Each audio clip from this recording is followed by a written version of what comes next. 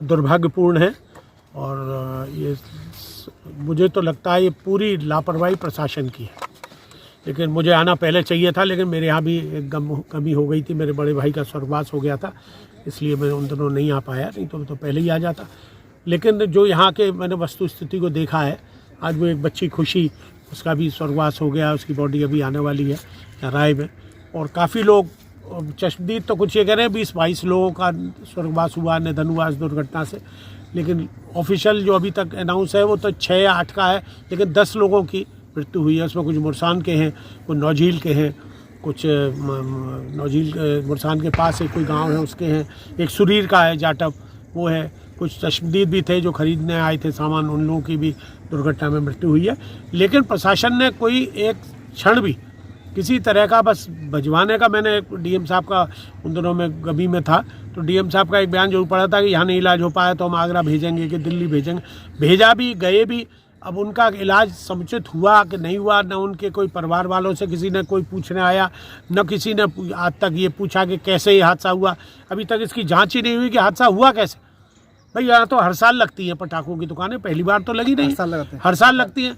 इनसे कौन पैसा ले रहा है? नगर पालिका, नगर पंचायत ने उठाया ठेका कि एसडीएम महावन ने उठाया ठेका कि एसडीएम माट ने उठाया ठेका। यही नहीं पता लगा ये ठेका किसने उठाया, किसने पैसा लिया, कितने लाइसेंस बनवाए इनके। काफ़ी लापरवाही। और फिर यहाँ पे अगर ये दुकानें थी तो इसके लिए समुचित फायर ब्रिगेड की व्यवस्था होनी चाहिए थी। 1-2 घंटे बाद तो फायर ब्रिगेड आई है, प्रशासनिक व्यवस्था बाद में आई है, 1-2 गाड़ियाँ और आई हैं। तो इसका मतलब ये है कि आपने कुछ किया ही नहीं इंतजाम, लापरवाही। ये तो सरासर प्रशासन की लापरवाही है। इसके लिए प्रशासन की जितनी निंदा की जाए, जितनी भर्त्सना की जाए वो कम है। और जो मुआवजे की 4 लाख की घोषणा है, मैं ये कहता हूँ इसको 20 लाख रुपया होना चाहिए। ब्रज महोत्सव में तो करोड़ों रुपए खर्च किए जा रहे हैं, सड़कें बनाई जा रही हैं रातों रात में, दिन में हैं, दिन रात लग के काम हो रहा है, करोड़ों रुपया उस पर खर्च हो रहा है। लेकिन गरीबों को देने के लिए प्रशासन और शासन पर पैसा नहीं।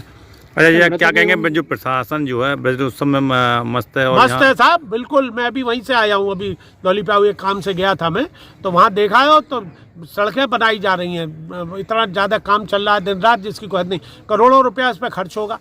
अरे भाई ये नाच गाने बाद में हो जाएंगे, हत्याएं हुई हैं, ये मृत्यु हुई हैं, इनकी जांच होनी चाहिए, इनको मुआवजा, इनके आंसू तो पहुँचो कि ये नाचने गाने से ही काम चलेगा।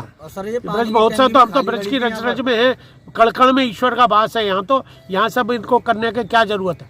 अरे चुनाव जब होगा तब हो जाएगा, वोट जब पड़ेंगे तब पड़ जाएंगे, जीत हार जिसकी होगी, जनता जनार्दन है जिसको वोट देगी। लेकिन इन सब नौटंक ना, पहले भी एक बार वृंदावन में हुआ था ब्रज महोत्सव, ये जब हेमा मालिनी कराती हैं तभी उस जमाने में फसल में आग लग गई थी, ओलावृष्टि हुई थी, बर्बाद हो गए थे सब किसान, उसके बाद स्थगित भी कर दिया था। लेकिन अब वो फिर ब्रज महोत्सव हो रहा है।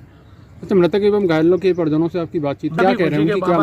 उन्होंने कहा साहब लापरवाही हुई है, यहाँ कोई था ही नहीं बचाने वाला। अब सिगरेट से, बीड़ी से आग लगी है कि शॉर्ट सर्किट हुआ है कि किसी ने जानबूझ के, मान लो मुझे जैसे नहीं मिला ठेका, मुझे दुकान नहीं मिली, हो सकता है मैंने प्रेजुडियस होकर कर दिया हो हादसा, तो इसकी जांच तो होनी चाहिए। मुझे तो यहाँ कोई एडमिनिस्ट्रेशन का आदमी नहीं दिख रहा, न कोई पुलिस वाला दिख रहा है, न तहसील का दिख रहा है, न कोई लेखपाल दिख रहा है, न कोई एसडीएम का नुमाइंदा दिख रहा है। बच्ची की लाश आने वाली है, यहाँ कोई एडमिनिस्ट्रेशन का आदमी नहीं है। जांच भी मैं करीब 2 घंटे से यहाँ हूँ, 1.5-2 घंटे से।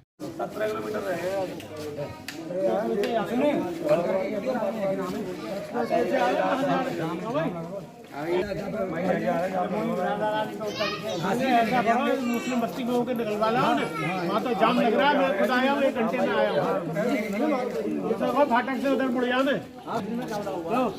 वही हो गया।